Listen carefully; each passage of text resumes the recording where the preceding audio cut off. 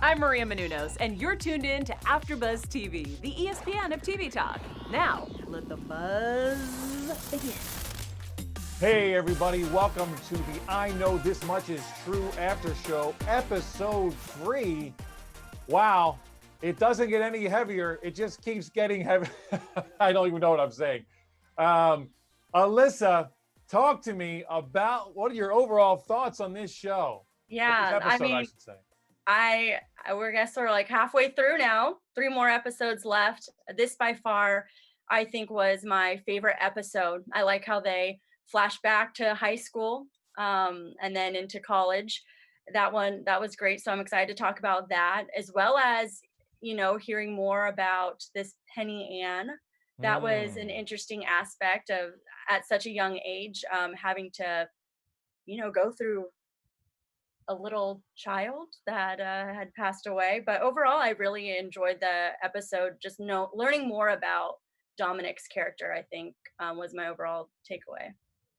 Yeah, I would agree. It was definitely a lot about building up this person, or just giving us more information about how we've gotten to where we are now. And we get even more into this brother relationship with yet another set of twins. Yeah. So we have lots to talk about. Let's just get into it. So Penny Ann Drinkwater, which is a very interesting name. Obviously, there's some Indian heritage there with the last name, especially. And so we're introduced to this character that is almost like the female Thomas in a way. And I mean, I think it's an interesting way I think that's on purpose. And we get a sense very quickly of that she's kind of a bit of an outcast, a little bit of an outsider. And then, interesting enough, Thomas seems to lean towards her, as where Dominic wants nothing to do with her. Alyssa, talk about this interesting beginning of this episode. Yeah. This flashback was really interesting. How they started with the waterfall and how much that represents throughout the episode, which we'll get into. But yeah, their relationship was so interesting to me because Dominic has mentioned multiple times and times again how he's the caretaker of his brother Thomas, how he watches out for Thomas. And so to see how much he didn't like Penny Ann, even go as far as make up something to get her in trouble, that really surprised me. Maybe he just thought, like, there's not enough room in this classroom for 2 Thomases. I don't know, but I was really surprised by that. Yeah, I agree. I was not expecting him to just kind of. Now, granted, obviously, like there's some context here. This girl, obviously, this girl's a little troubled. But you would think, if anything, Dominic would recognize that and maybe have, team up with her brother in some way. Like, all right, like let's try to take care of these two together. But instead, goes the opposite way. And at the same time, like, I think about myself as a little kid, and like you just want things to be normal. Like you just want some normalcy, and he doesn't have it at home. So he's like, I'm going to have some kind of control of something here in my life, right? So Yeah. he goes and tells a lie about her, and it's kind of brutal how it almost, in a way, I mean, I don't know if it was inevitable how this, Penny Ann was going to go, but it definitely sped up the process, it seemed like. Yeah. Because once she gets expelled, we never see her again. Nope. And it was interesting to me too that, like you said, we don't know if this was what, was the last thing for her to decide to do what she did. But that would weigh really heavy on an 8-year-old for the rest of your life, thinking that something that because even he was like, yeah, I got close to the principal, like, because we knew that we did this together, like, we had a partial something together type of thing. So just going from such a young age, having a brother that, already is showing signs of mental illness, and then doing that, I'm just like, geez, like, he's starting off early too with having things going on in his head that he is feeling guilty for, even if it wasn't all him to blame. Right, right. No, and that's a interesting point. They didn't really kind of give us any resolution with the principal, so maybe that'll come later. I don't know. Hmm. But the way they kind of said it, like they had a bond, I was expecting us to get more from that, but I guess Yeah. we'll see. We'll see down the road. Um, so yeah, I agree. Like, and it's funny because it's easy kind of to forget when you have the mental person that the other kid's also going through stuff too, just as a normal young boy. Yeah. That can kind of get swept under the rug because of of the intensity of his brother. Hmm. But I know, I mean, I have a brother, and I always say I've had the worst fights of my life Yeah. with my brother. I love him to death, True. but we brothers fight, and brothers, we take care of each other. But there's also that thing of I want you away from me at Yeah. times too. Hmm. So, Yeah, I definitely can attest to that. I have a younger sister, so oh, there you go. it's So I mean, always a love-hate relationship there. yeah, yeah, depending on the day, right? Yeah. All right, so that's interesting. You said so. You think that Penny Lane committed suicide, or I'm sorry, Penny Ann. Penny Ann, yeah. What Okay, do you think? What do you? I mean, they Oh, it's didn't funny. really say, but Well, they kind of. they had talked about, yeah, they had talked about multiple people going there to commit suicide. So I felt like it was just kind of alluded. Right. That's a good. See, that's why you're smarter than me. See, because they kind of just said a murder, right? Didn't they? Yeah. It was labeled as a murder, so I didn't necessarily make the connection. But you're right. Well, they said everything. They said murders had happened there, Well, it's true. suicides had happened there, a lot of kind of crazy stuff had happened there. So I guess we don't technically know, but the way they showed her falling off, you're right. It seemed kind of, but I don't know. I don't But know. who knows? But yeah, I might have read into that wrong too. So Well, this is also something that might not be totally done with yet, too. So, it's true. but we Yeah. don't want to get ahead of ourselves here. No, no, no. All right. So now we get back to the present time in the show. Still not our present time, but in the show at least. And man, how good is Rosie O'Donnell in this Oh, role? she does I an amazing job. I effing love Rosie O'Donnell in this Yes. show. She is kind of like my life raft in this show. Yeah. Really is, like, because I know when she comes on, okay, we're going to get some kind of clarity. We're going to get some kind of we're going to have a little calm in the storm at least. She's going to Mhm. she's going to calm Dominic down. And I love the kind of the repartee they have too. When she kind of admits, okay, you were right, he doesn't need to be here. And she says, all right, you're the smartest kid in the room, you get a gold Yep. star. All right, can we move on here? Talk a little bit about that scene. Yeah, no, I agree with you because every time she's on screen, I'm like, she's just so calm, cool, and collected.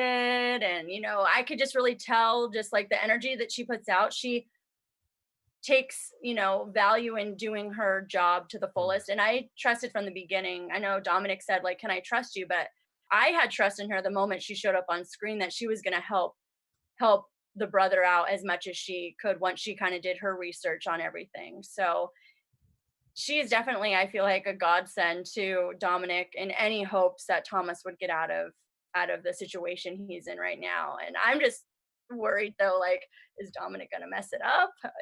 It seems like he's working with Thomas too. Is Thomas gonna, I'm kind of, I feel like she's done all the things that she can, and now everyone just has to prepare for the hearing. So Yeah, I think you can pretty much count on Dominic messing it up and losing his temper. I think that's going to be a given. Um, but it's interesting that you know Dominic also is really seeing how bad his brother is, and hmm. that he won't. He's still in this whole.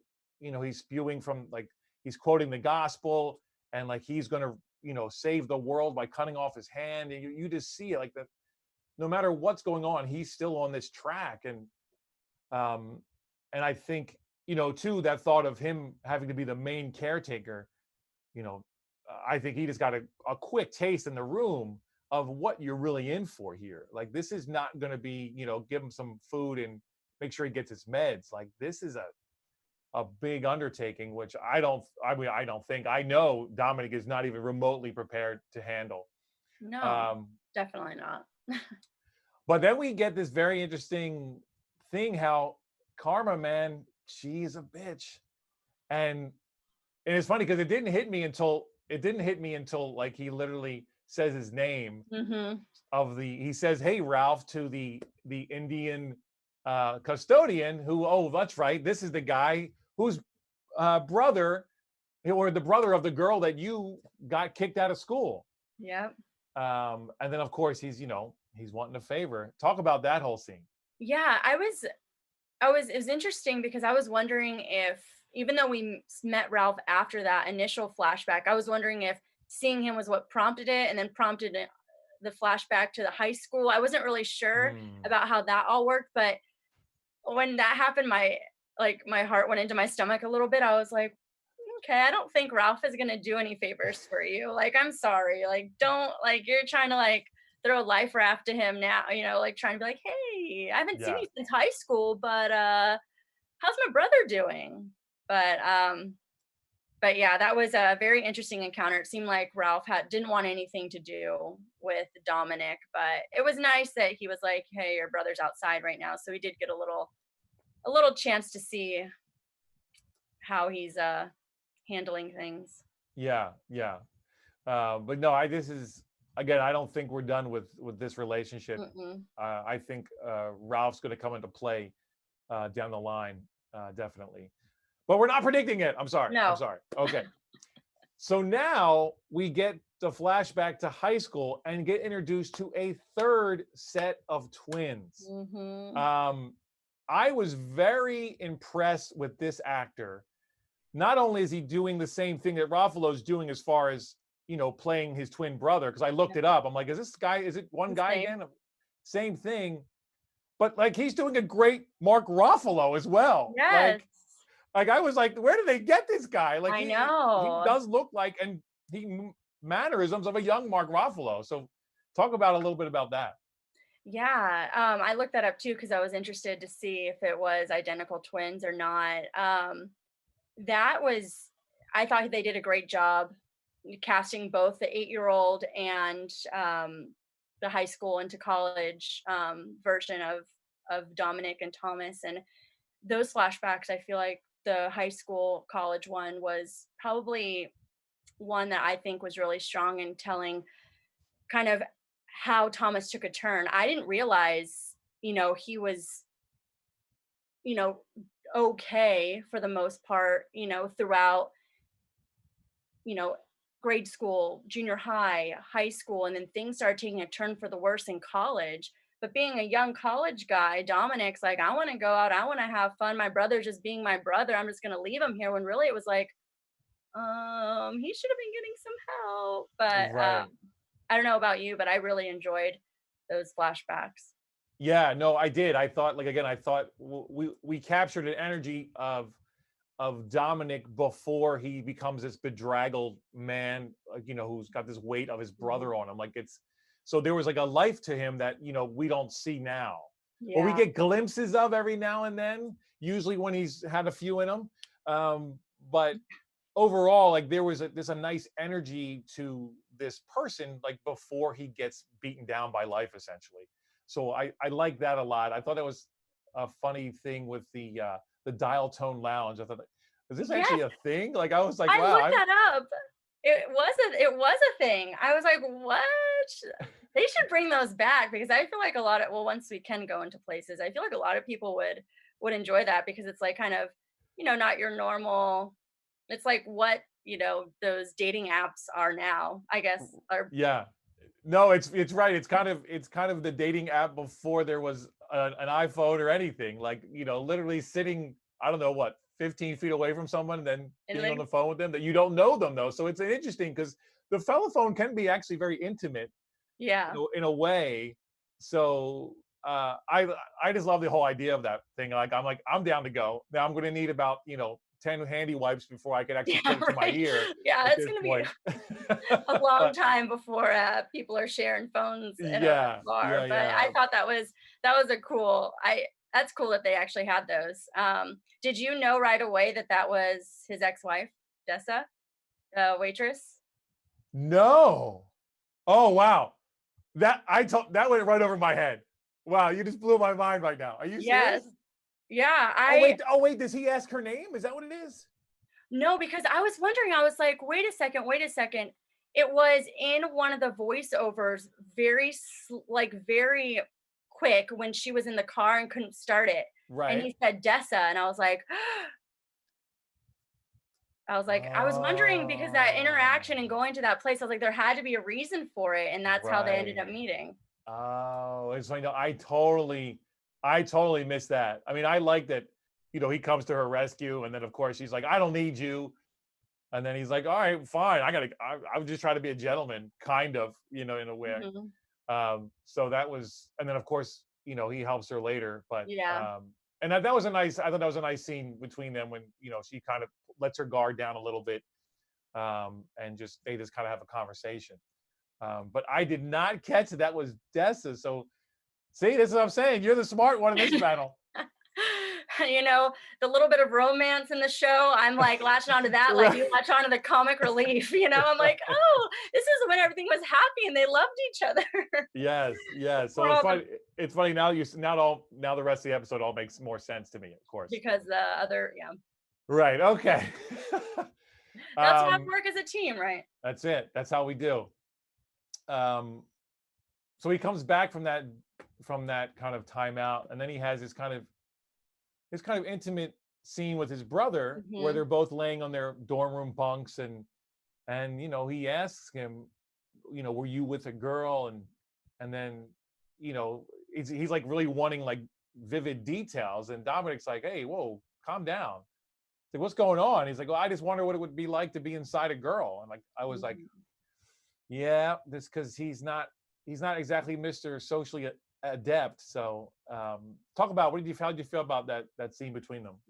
Yeah, I mean, once that scene, was over, and I think was it after that he was in Dr. Patel's office. I think that's how that flashback got started, and he was like, I wasn't cherishing those moments, and so looking, he's looking back at that now as like such profound moment of when his brother still, like he said, was home, and Mm, so I feel like that was a really important scene that they put in there, and just one of the last conversations that they had when he felt like his brother was all there and they were actually able to be brothers, and Dominic wasn't even thinking that my brother's going to take a turn for the worse, and treated him just like, just do, why don't you go out and hook up with someone, blah blah blah, and so that, I mean, that was, it was definitely a scene that I think told a lot about their brotherhood, and another thing that Mark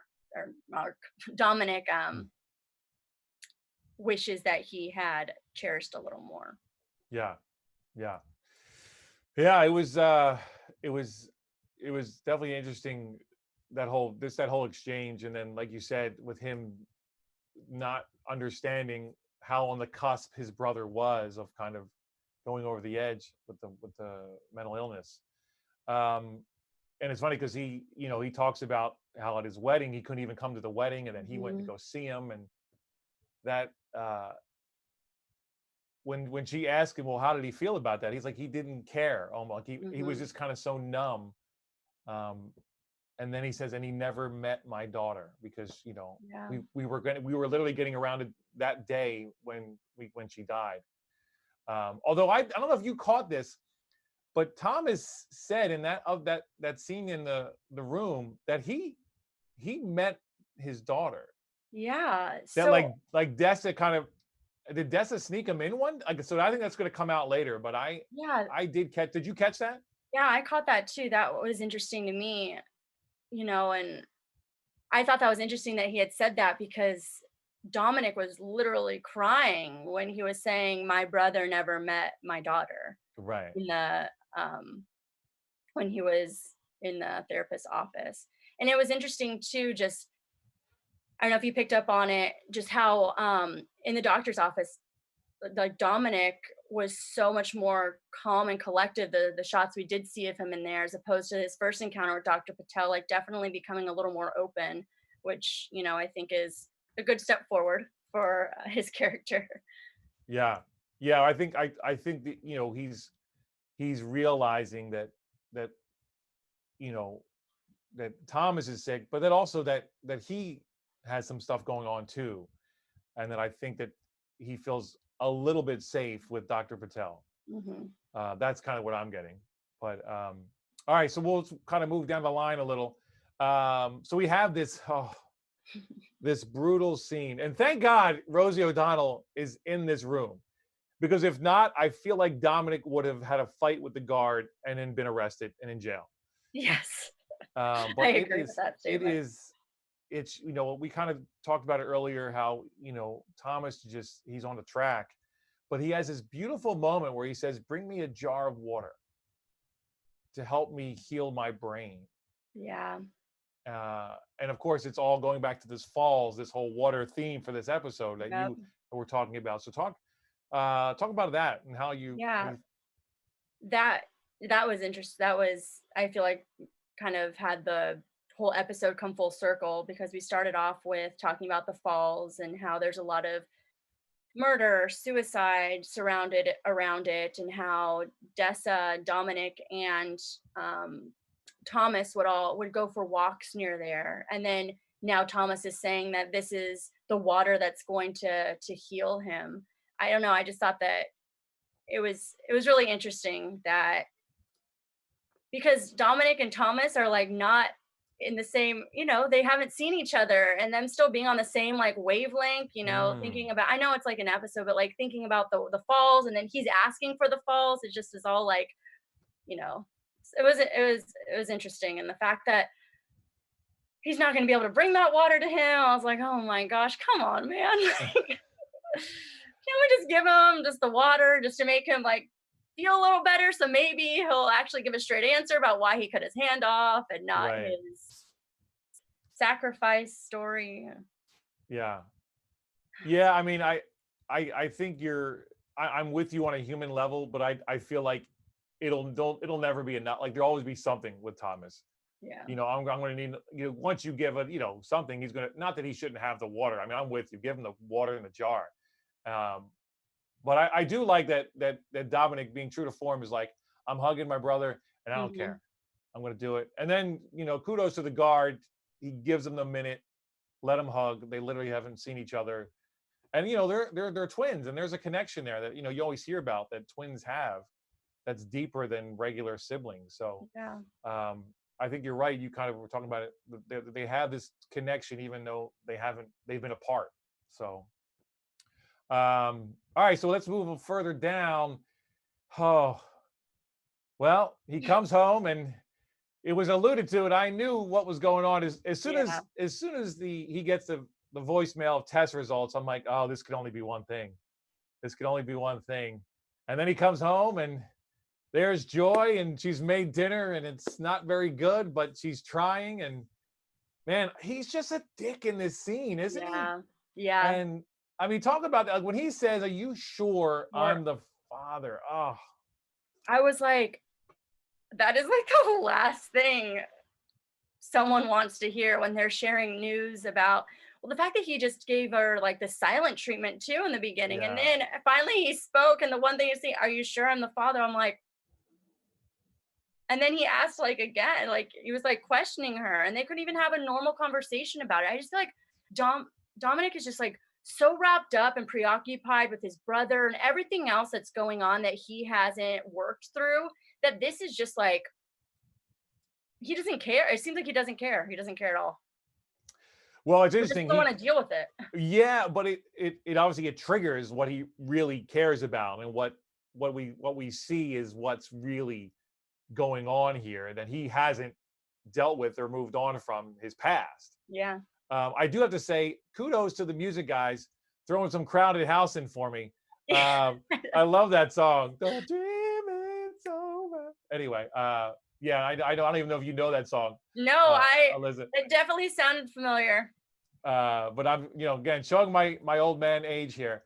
But that was like, oh, good song. So this obviously triggers Dominic on what's really going on, and they have this random vandalism, which I guess is a way to get him out of the house initially, but it just seemed kind of random. it seemed like a way to. Unfortunately, I was like, oh, this isn't the best example of their writing for this for me. But I was like, all right, whatever. They need to get him out of the house, and this is how they're going to do it. And then another great song, "The First Cut Is the Deepest," is playing. I know that one. I definitely know. Yeah, well, that one's obviously been remade a million times. Where did you think he was going? I don't know if I knew that he was going to be going straight to his ex-wife's place. I just thought that he was just going to drive aimlessly. I did think though, I was like, he's drunk. I thought for sure that there was going to be like an accident involved. But I didn't know he was going to go over there. I thought that once he got there, he just like runs away. I'm like, man, I kind of wanted to see that encounter. Yeah. What are you gonna say? You're not wrong, but it triggers this flashback, and then I'm like, oh, we finally get a tender, like beautiful moment between Dessa and Dominic. She coming back from her trip, and you can tell she just looks refreshed and kind of ready, and he does too. Like he looks active, he's not passive, and they kind of remember what they were in a way, and then because he's Dominic, he can't have anything be good for any length of time. Oh, talk about the end of that scene, Alyssa. I had forgotten that he went to get a vasectomy until that came up. And that is just something I think is you talk to your spouse about, especially if you're, I know that they both felt like they weren't ready to have another child in the previous episode and that sort of thing. But for him to go out and do something like that and not tell her, I mean, now I feel like because of that, we know why their marriage ended up fizzling, because it seemed like they were, it was a fresh start. It was this. And then when she found that out, you knew that there was no return to recoping it. She was like, I wanted a kid. And then that's why I'm like, wait a second, he got a vasectomy. Right. How's Joy pregnant? Right. How is Joy pregnant? Right. Oh, it's interesting now. It's like, are you sure it's mine? Oh, see? Oh, I love it. And now I'm like, but then, I mean, technically, I don't know if they're 100%. Right. accurate. Technically, they're not. So it could have been. But also, I mean, I think we could potentially find out down the line that he got it reversed, to try to save them. Who knows? Yeah. Again, this is all prediction land, so we don't want to quite get there yet. And then, of course, we end with what you were saying is going to happen when someone's drinking and driving in a TV show or movie, and it's a heavy drama. Chances are we're going to have an accident. And sure enough, we have an accident. He literally, wakes up from his kind of flashback and runs into a tree.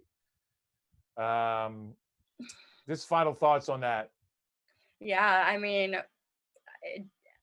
I had expected that were to happen. And then I knew too, I'm like, well, I know they end the episode on it. I know he'll be okay, but is this going to be something that impacts the hearing?